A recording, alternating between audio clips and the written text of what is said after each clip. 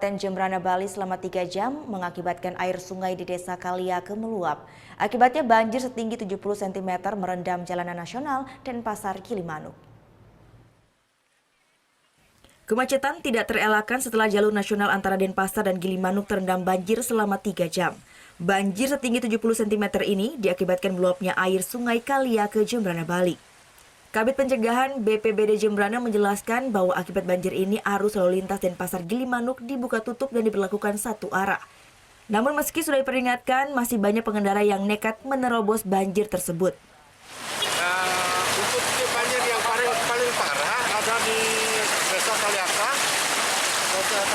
yang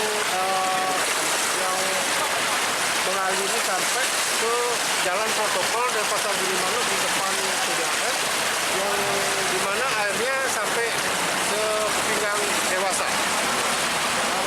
Sementara lalu di sini agak macet. Kita pengaturan di sini kita jalankan satu-satu untuk kendaraan. Tidak hanya jalan nasional, banjir juga merendam sejumlah pertokoan serta rumah warga. Namun hingga saat ini tidak ada laporan mengenai warga yang mengungsi akibat banjir ini. Putu Wijana melaporkan untuk NET.